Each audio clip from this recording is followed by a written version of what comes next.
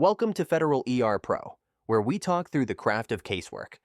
We aren't sharing legal advice, and we aren't affiliated with any federal agency. We just love this work and strive to improve constantly.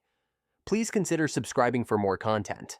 In this session, we're taking on Douglas Factor 3, the employee's disciplinary record, and how to evaluate it with confidence and clarity. We're going to start with a little story that might sound familiar to ER practitioners and explore what does and doesn't work for DFA 3. Meet Jeni. She's a GS9 budget technician with the Bureau of Budgets. She's incredibly skilled at her job. She can slice through spreadsheets like a pro. But her people skills? Not exactly winning her Employee of the Month.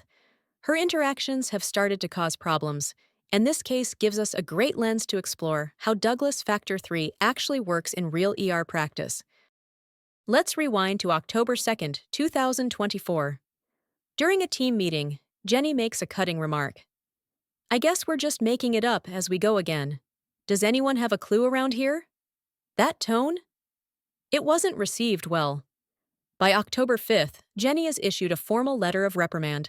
That's not her first documented disciplinary action, but more on that later. Then, in December, it happens again.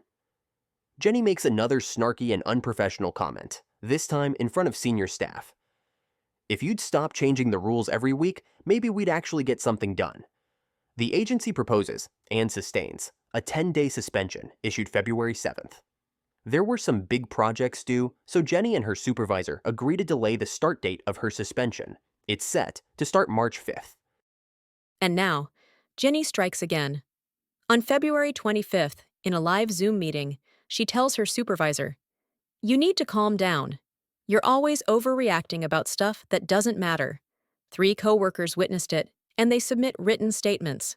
Now her leadership wants to nip this behavior once and for all, and you're the ER practitioner assigned to advise on the next steps. You connect with the proposing official. He's frustrated and says something you've probably heard before. "Whatever we can support, I'm good with, even removal." So your task becomes clear.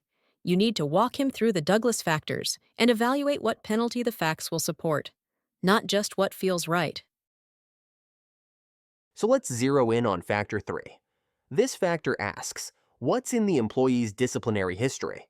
You begin to collect records, a prior letter of reprimand from 2021 for misuse of her work computer, the October reprimand, and the recent 10-day suspension decision.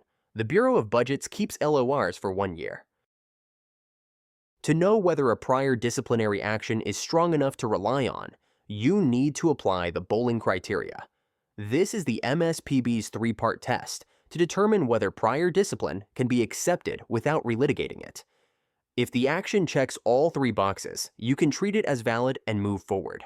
Apparently, some agencies can get confused about what counts as prior discipline, and this is how the board evaluates that. Now, here is a bit more info. The priors don't need to be the same misconduct, but that is something to be considered, and spell it out in those DFAs.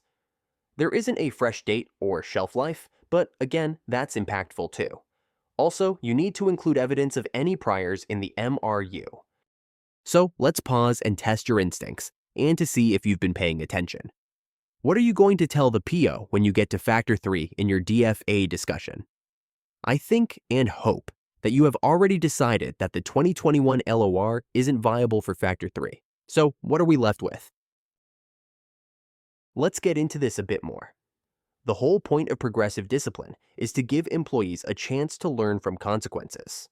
If the consequence, like a suspension, hasn't actually happened yet, then the employee hasn't been given that chance.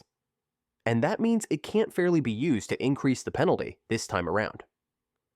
Now, we at Federal ER Pro have pondered this a bit.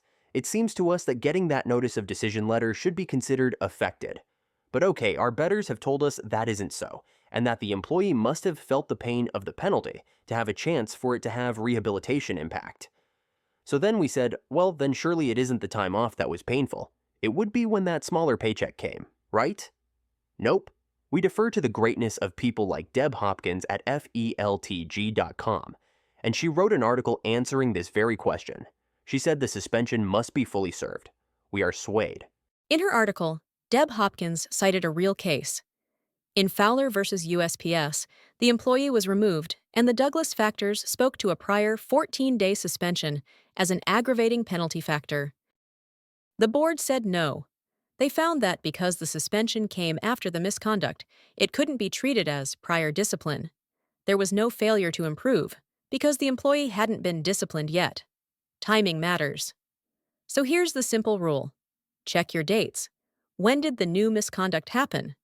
When did the prior action become effective, meaning actually served? If the new misconduct came first, that discipline isn't prior, and it shouldn't be used under Factor 3. We've been hyper-focused on timing, but there are a few more considerations for this factor.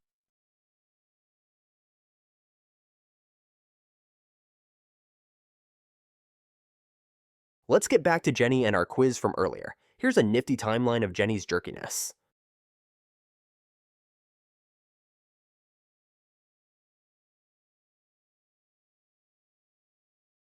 Drum roll, please. You can't use the 2021 LOR. You also can't use the 10-day suspension. Now, in case anyone just needs to know, the PO proposed Jeni's removal. The DO sustained the charge, conduct unbecoming a federal employee, and upheld the penalty. Jeni came to the oral reply with a defiant, blame others attitude and showed zero remorse. Now, we made this case up, so the AJ ruled in favor of the agency. The MSPB confirmed, as did the Federal Circuit. Also, the ER practitioner was praised by all the judges as being awesome and won the lottery. Thank you for joining FederalERPro for this presentation on Douglas Factors 3. We hope this helped explain things and that you come back for more content. We would love to hear from you. If you have suggestions, let us know. Please like, subscribe, and share. And remember to keep developing your craft.